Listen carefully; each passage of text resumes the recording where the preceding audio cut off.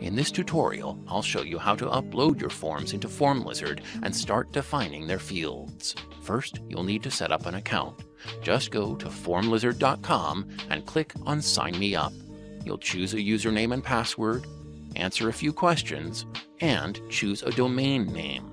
I've already set up an account using Schoolhouse. Parents will go to schoolhouse.formlizard.com to register their new students. To set up the forms for them, I'll need to log in as an administrator. I'll go to that same address and add /admin at the end. schoolhouse.formlizard.com/admin. And I'll log in with my username and password. I don't have any forms on FormLizard yet, so I'll click on Add New Form at the bottom.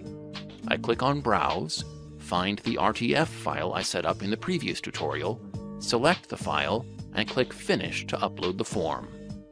FormLizard automatically shows me all of the fields I've set up on my form. Now I just need to define them. The first field is the student's last name. The dash means I haven't told FormLizard what to do with this field. Click on it and you can see a drop-down menu. I'll open the menu and now I can choose to create a new field. I'll need to give the field a name that I'll understand. I'll use the same tag that I used on the form. I also need to give it a label that the end user, in this case the parent, will understand. Now, I could just stop here. FormLizard would show the parents the label, student last name, and a blank to fill in. But I can make my form a little more personal by adding a question for FormLizard to ask them. What is the student's last name? And I can also offer some help in case the parent has any questions about this field. Offering help is optional, of course, but it's often a good idea. Next, I need to tell FormLizard what type of field this should be. A text field will give the parents a text box to answer a short answer. A text area gives them a scrolling text box for longer answers. Radio buttons, checkboxes, lists, and drop-downs are all for multiple choice questions. I'll show you how they work in the next tutorial. And conditional fields allow you to ask one question and add whole sections to your form depending on the answer. We'll explore this powerful feature in another tutorial.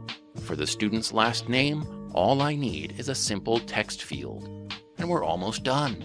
There are just these last two checkboxes to consider. If I mark this as a required field, FormLizard won't allow the user to leave it blank.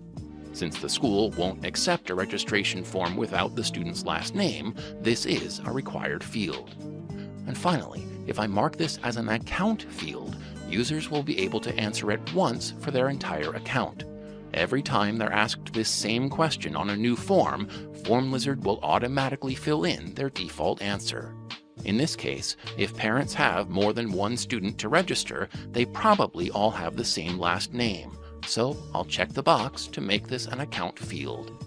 And I'm done. I'll just click on Save and continue with the rest of my fields. Thanks for watching. To learn more, please visit www.formlizard.com.